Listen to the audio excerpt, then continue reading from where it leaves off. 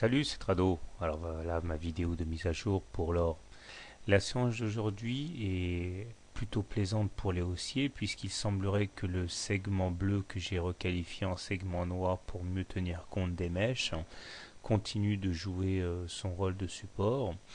Et puisque sur la base du rebond d'hier, nous avons gagné quand même une bonne trentaine de dollars, ce qui est pas mal. Et si on devait rallier la partie haute du canal noir hypothétique que j'ai tracé, on pourrait éventuellement espérer l'or sur les 1430. Mais pour l'instant, on n'y est pas, puisqu'il faudra d'abord s'affranchir de la M7 et de la M20 qui se mettent en résistance au-dessus de l'or.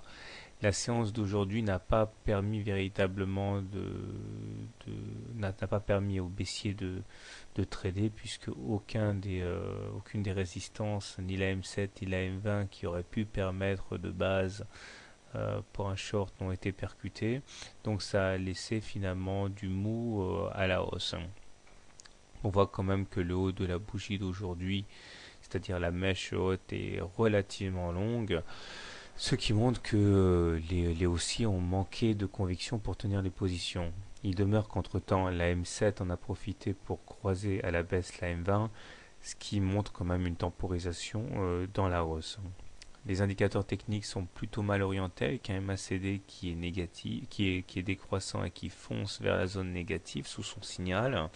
Le momentum lui s'enfonce en zone négative et le stochastique bascule in extremis sous la ligne fatidique des 20 qui marque la survente. La médiane de la fourchette d'Andrews Rose ici a été percutée, donc elle n'offre plus véritablement d'intérêt, mais tout ce qu'on peut dire c'est que tant qu'on n'aura pas franchi à la hausse le haut de la fourchette d'Andrews Rose, eh bien on peut envisager de faire comme ça pour longtemps des oscillations à l'intérieur de cette fourchette. Espoir haussier, la M20 ici est toujours haussière, ce qui signifie que puisque nous sommes en dessous d'une M20 elle-même haussière, je considère que nous ne sommes pas encore en tendance baissière.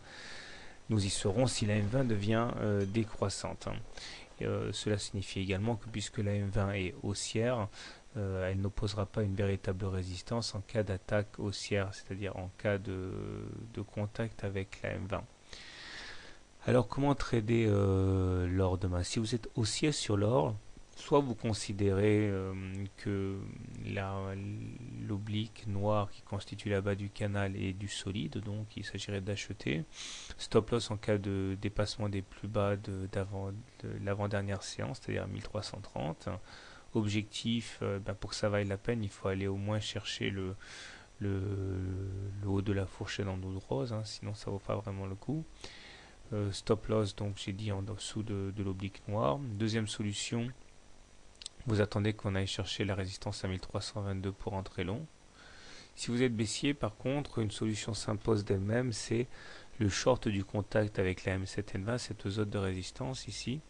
L'idée, c'est que si jamais on voit qu'on a du mal à passer en séance ces résistances techniques, eh bien, il s'agirait de shorter. Stop loss en cas de clôture au-dessus de la M20. Objectif du trade, un retour dans un premier temps sur le bas du canal noir. Voilà. Personnellement, puisque nous sommes en dessous d'une M20 elle-même haussière, je suis sans tendance, comme je l'ai déjà dit, donc pour moi ce n'est pas un marché qui est tradable, puisque les probabilités de hausse et de baisse sont équivalentes. Voilà, bonne soirée, bon trade, et à demain.